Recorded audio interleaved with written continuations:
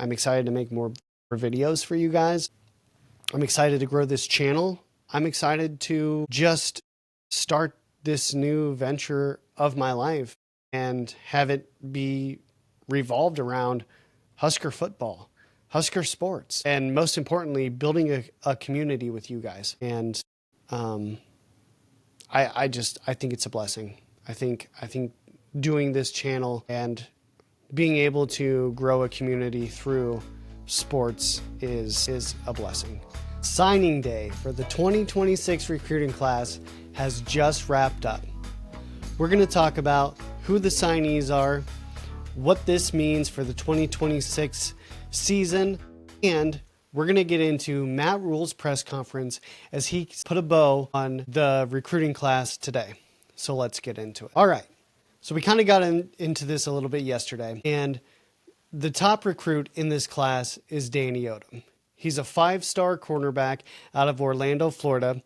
He's 6'2", 180 pounds. Let's be honest. This guy's probably going to come in not only early, but he's going to come in and he's going to make an impact on the field right away.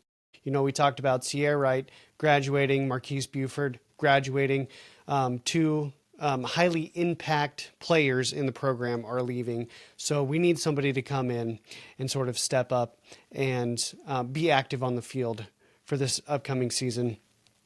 I think Danny Odom's going to be one of those guys.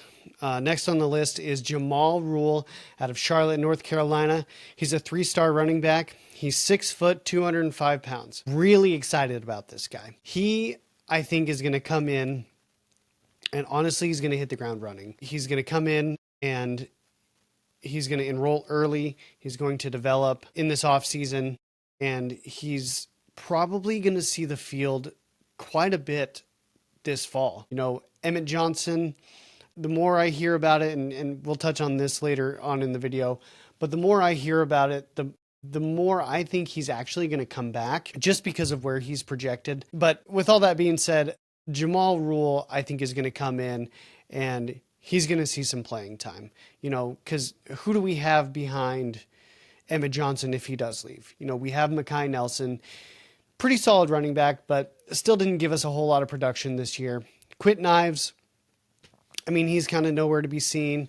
Mosey, you know, he's still young. I think he still needs some time to develop. So I think Matt Rhul, you know, being 6 foot, 205 pounds, is going to come in and he's really probably going to make a name for himself in spring ball and summer workouts and then throughout fall camp this year.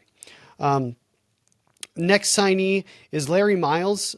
He's one of the 2 wide receivers in this group. He's a 3-star out of Winter Garden, Florida. He's 5'11", 175 pounds. I did watch a little bit of his film this morning, and he's a pretty good playmaker. You know, he's a good route runner. He can catch the ball in traffic, and then, you know, he's sort of got some breakaway speed after the catch. So, I do think that he's going to be another developmental piece in this recruiting class, but you know, Dane Key leaves. Bonner is still coming off of that injury.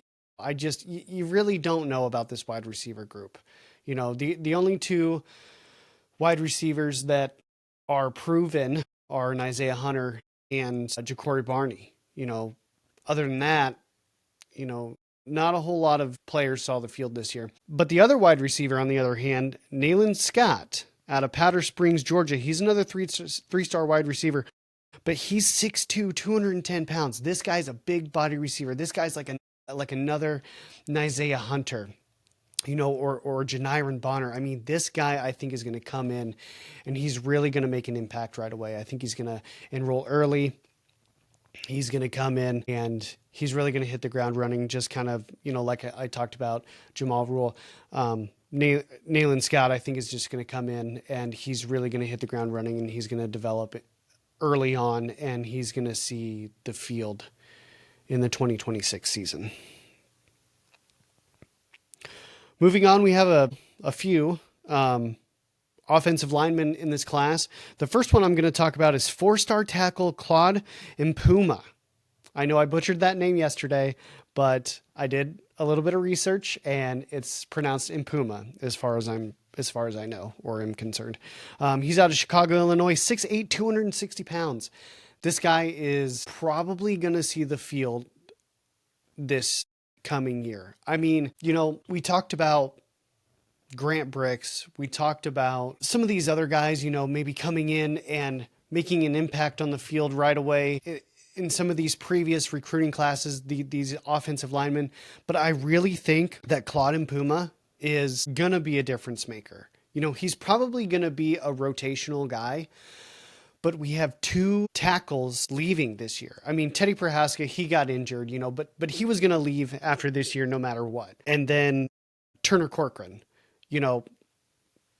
he's graduating as well. We don't have a whole lot of tackle depth, it doesn't seem like, behind Pritchett. At least some guys who have developed a little bit throughout the last couple of seasons. So with all of that being said, Claude Puma, again, I think he's going to be a developmental guy. However, I do think that there's a chance that he sees the field next year in the 2026 season. Moving on here with some of these other interior linemen, we've got Hayden Ainsworth out of Biloxi, Mississippi. He's a 3-star. We've got some guards on the roster, but there's going to be attrition eventually. We're basically just continuing to build. I don't want to use the term pipeline, but for lack of a better term, we're building this pipeline into something that I think is sustainable. We did get a little bit of information on Donovan Raiola, the offensive line coach. We'll get to that in Matt Rhule's press conference notes here in a little bit. But Hayden Ainsworth, my notes here say that he's not going to be an early enrollee. Again, I think he's just going to be another developmental guy, which is fine. Most offensive linemen coming out of high school, they're developmental guys anyways. So the other interior offensive lineman, another 3-star, Rex Waterman out of Chandler, Arizona. He's a 6'5", 295-pound interior lineman. I think, when you're looking at some of these numbers for these guys, Claude Puma, he's 6'8", 260. Hayden Ainsworth is 6'5", 285. Rex Waterman is 6'5", 295.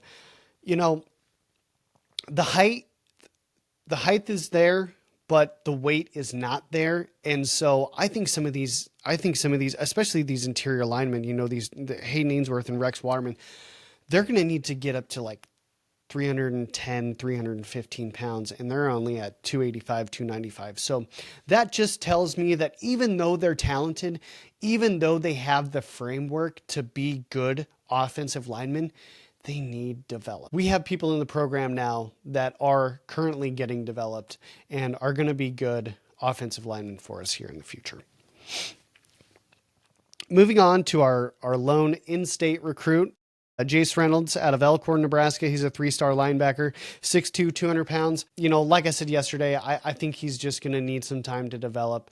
He's got the intangibles, he's got the framework, he's got the athleticism, but he's going to need some time with Corey Campbell to put on some muscle mass and to really work with Rob Dvorak on his technique, and probably going to redshirt in the 2026 season. Also, he's not going to be an early enrollee. So, that just sort of tells me right off the bat, hey, he's not really going to be in the mix for anything. Might play on special teams, if anything, but otherwise not going to see the field. We did go from 9 signees yesterday to 10 today. And the 10th one, even though we've only gone through 8, the 10th signee is a kicker out of Melbourne, Australia. His name is Michael Sarikizis. He's a 3-star kicker. He's 5'10", 190 pounds. He's basically just going to come in and compete with the other guys. I think John Hull, he's got that kicker position locked up. But one other thing that this might tell me is that Tristan Alvano probably is going to transfer. He hasn't seen the field in a couple of years. He's 3rd on the depth chart. I mean, even though he's talented, I don't think he's ever gotten over the yips. So my thought process on this is that he's probably going to transfer, which is okay. He's an in-state guy, just didn't work out. But sometimes it doesn't work out, and that's okay. And we wish him well, and, he can move on to hopefully greener pastures. But yes, Mike Eckler, special teams coordinator brings in another kicker from Australia. And last but certainly not least, another player that I'm excited about is 3-star tight end Luke Sorensen out of Anaheim, California. He's 6'4", 245 pounds. I've done a little bit more research on this guy. He's a stud. Why he's still a 3-star, I have no idea. He should be a 4-star. He started out as a traditional offensive lineman, as a tackle, and then they moved him to tight end because of his athleticism and his framework and how he's built. This guy he's gonna play next year. I mean, mark my words. It's December 3rd, early September in 2026. Come back to this video and listen to me say that Luke Sorensen is going to be on the field. You know, with Heinrich Haarberg leaving, Mac Markway coming off of a gruesome knee injury, you know, after Luke Lindenmeyer and Carter Nelson, who is there? I mean, unless we bring in a transfer, but I think Matt Rhul and his staff and Marcus Satterfield are putting all of their eggs into this Luke Sorensen basket. And that's okay, because this guy is athletic. He's a stud. He's going to see the field next year. So let's recap this class. Again, like I've said, you know, yesterday, today, this class is mostly developmental, which is fine, There's nothing wrong with it. You know, some other reasons why this class is a little bit smaller is we're still looking at the 105-man roster cap. And if we were to bring in some of these bigger classes like a USC or an Alabama or whoever, you know, 25, 30 players, I mean, how are we supposed to get down to this roster cap? I mean, Matt Rhul is looking at this like, hey, we don't really want to kick a whole lot of good guys off of this team, and we want to bring in some talent through the transfer portal. So let's just take the 2026 signing class, be very selective on who we're going to take, and get down to the 105-man roster cap, and let's go from there. Let's pick it back up in the 2027 recruiting class, in the 2027 season, and let's hit the ground running there. I think, honestly, that's a great move. It's a smart move. Plus, not only that, you know, this class is sandwiched between the 21st ranked recruiting class in 2025 and the projected 5th ranked recruiting class here in 2027. So, you know, is this class small? Yes. Is this class underwhelming as far as talent goes? Yes. There is some good talent in this class, but it's developmental talent, and that's okay. I don't think that us as Husker fans need to panic, because, you know, a few of these players, like I had mentioned, are going to play right away. Danny Odom, Jamal Rhule, Luke Sorensen, Claude Pamua is probably going to, you know, those guys are probably going to see the field next year. So, you know, 4 out of 10, I mean, 40% of the class are going to play as true freshmen. I mean, that's not bad as far as I'm concerned. But the other piece to this is that Matt Rhul wants to supplement through the transfer portal. I mean, you know, we're losing a lot of key pieces after this season, and it's the name of the game now. You know, it's the name of the game to see who puts their hat in the ring through the transfer portal and then going and getting some studs. I mean, look at what we did last year. Elijah Pritchett. He turned out to be a pretty good offensive tackle for us this year. Rocco Spindler from Notre Dame turned out to be a really good interior guard on the offensive line this year. And Isaiah Hunter, really good wide receiver that we got from Cal last year. We want to do the same thing this year. You know, we want to supplement the things that we're losing, bring in some really good talent through the transfer portal, and then hit the ground running next year in 2027. This class did end ranked 17th out of 18 in the Big Ten, ranked 110th in the country. But again, you know, I just got done going through why all of that is okay. And the last thing that we need to keep in mind is that there's an NIL salary cap in all of this. If Emmett Johnson decides to come back, you know, we're going to need money to not only pay him, but we're going to need money to pay Dylan Raiola and TJ Lateef, because Matt Rhul doesn't want to lose either one of those guys. He wants to be able to not only pay Emmett Johnson, but keep Dylan Raiola and keep TJ Lateef on this roster. Plus, we're going to have to pay transfer portal players. And on top of both of those things, we're going to have to retain the good players that are on this roster. We're working with about $25 million for the roster for the NIL, salary cap. That's more than enough.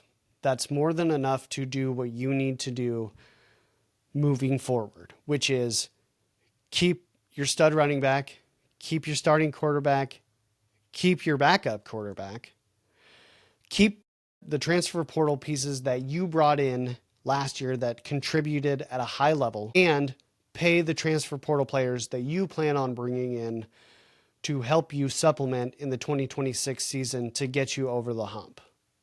So with all of that being said, small recruiting class, developmental recruiting class, still a good recruiting class nonetheless. Now, let's move on to Matt Rhule's press conference. He literally just got done with the press conference before I jumped on here to record this video. Some things that stood out to me is, he wanted to sign positions that are hard to recruit in the portal. He said that offensive linemen are hard to recruit in the portal, but what he did say was that he wanted to sign offensive linemen, most notably high school offensive linemen, which tells me that Donovan Raiola is going to be retained. I think that Matt Rhule likes the continuity. Even though the offensive line this year was underwhelming and quite frankly underperformed, I think Donovan Raiola's job is safe. Based on everything that Matt Rhule said in his press conference, I think his job is safe. Now, will Donovan Raiola find himself on the hot seat in this offseason and at the start of next season? Yeah, I do. It doesn't matter who's at quarterback, whether it's his nephew Dylan, or if it's TJ, or if it's a transfer portal quarterback that we bring in that's not even on this roster yet. I think he is going to be under a very big microscope this offseason and next year. He continues to recruit, but the developmental piece is not quite there. It's not quite where we need it. However, maybe Rhule can bring in an assistant offensive line coach that can help Donovan, coach these guys up. Because last I looked on the roster, there's 21 offensive linemen on this roster. And if Donnie's trying to coach 21 guys by himself and, develop technique and all that, man, that would be overwhelming for me. So maybe bringing in an assistant offensive line coach in this offseason could help alleviate some of that stress that I think Donnie's maybe going through.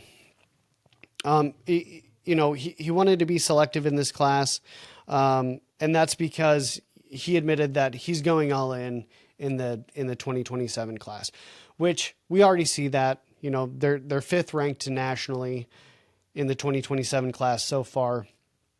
I think that number is going to probably stay at least top 10. He's going to add some good talent here. Addison Williams is extremely important to Matt Rhule, to these recruits, and to the players on this roster. To be quite honest with you, I don't know a lot about Addison Williams, except for that he is a really good recruiter, and he was like the main reason that Danny Odom signed to this class. He wants Addison Williams to be his coach. He's got a lot of belief in Addison Williams.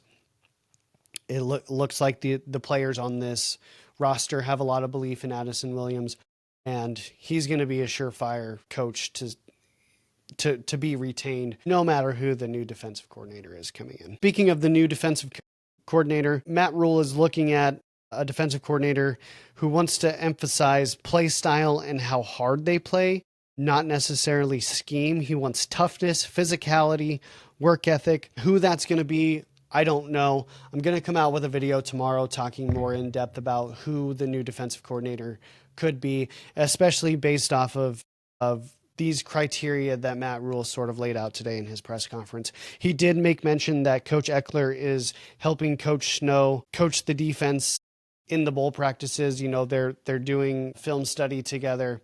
I think Coach Eckler is not only going to be a big piece in helping to coach in these bowl practices and through this bowl game, but I think Coach Eckler is going to be a pivotal piece in deciding, maybe not deciding, but he's going to be a pivotal piece in influencing who this next defensive coordinator could be. Matt Rhul said that he wants these bowl practices to develop and help players break out. What that means is these players that are close, the reference that Matt Rhul made was Emmett Johnson.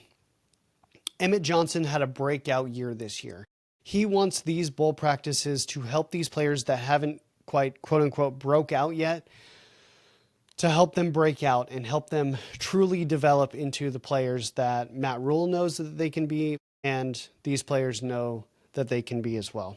Just kind of going back to the recruiting, he did touch on in-state recruiting and how Jace Reynolds is the only in-state commit. He basically said that it just didn't work out this year. And what does that mean? Well, Nebraska was sort of late to the party on offering some of these guys, to be quite honest with you. And not only that, but Matt Rhul said, if you believe in yourself that much, that you're that good, come to our camp. Come to our camp and show us that you're that good. And he said a lot of these guys just didn't want to come to camp. And they didn't, and so they didn't get offered.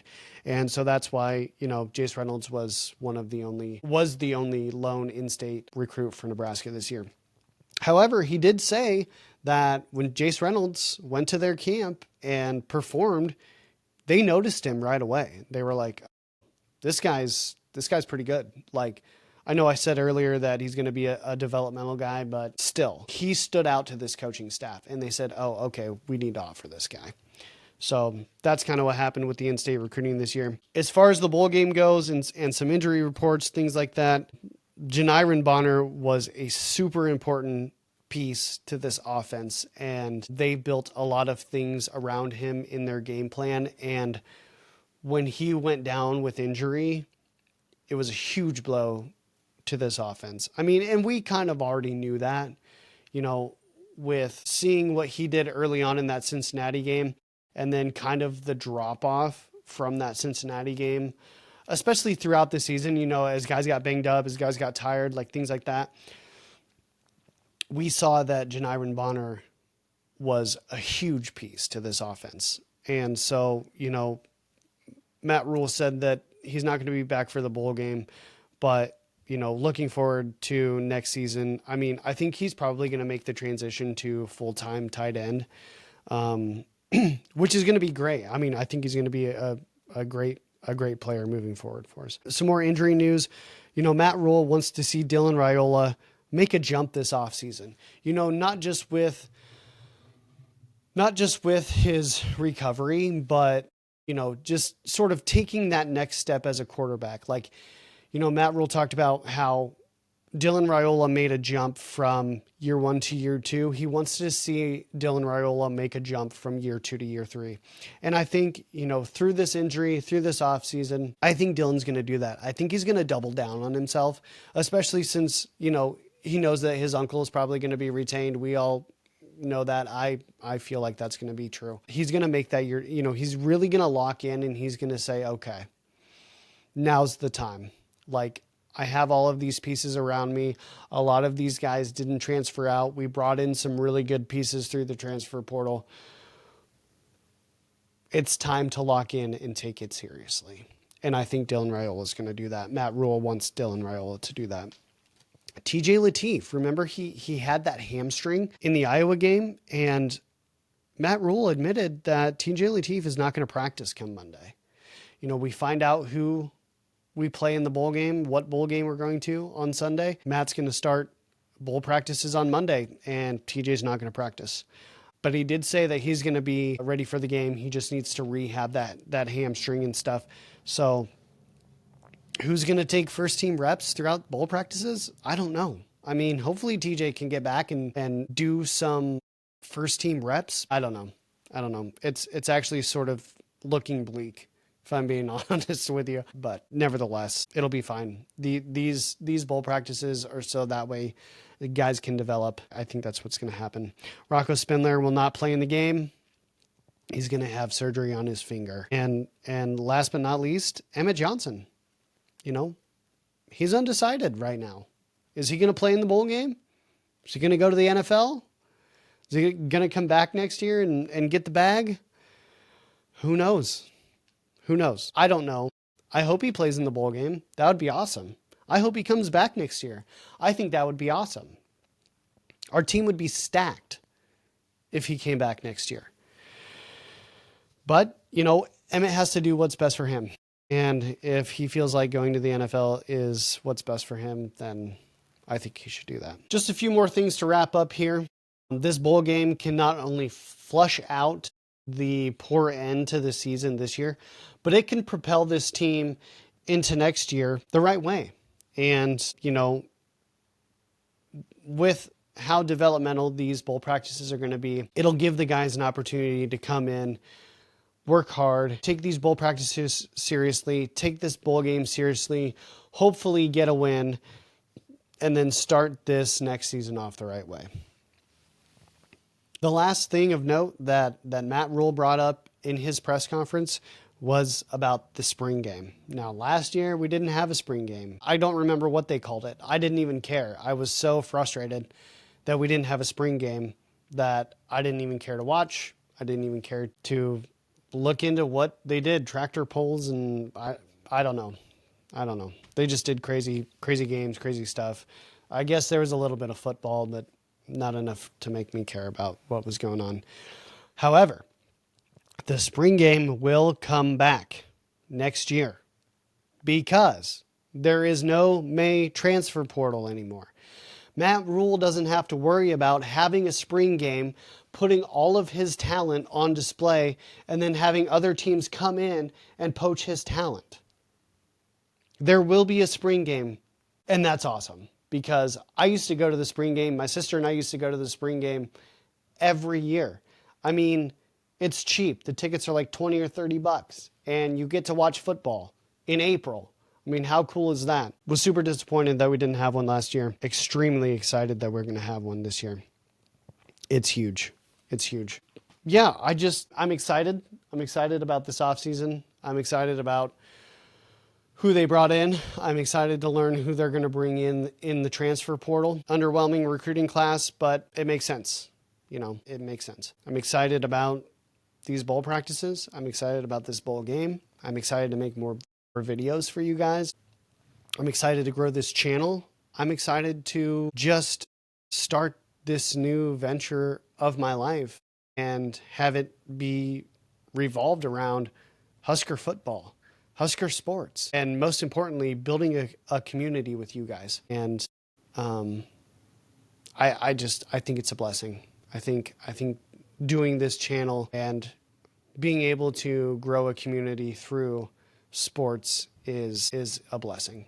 So with all of that being said, thank you guys so much for being here. Please hit the like button, subscribe. More videos coming out. I'm going to make a video on who the defensive coordinator could be. I'm going to make a video on the bowl game. It's just going to be some super exciting stuff. So please subscribe to the channel and comment down below if you like the video, if you don't like the video, if you think I'm a goon, whatever. But most importantly, thank you for being here. God bless, and go Big Red.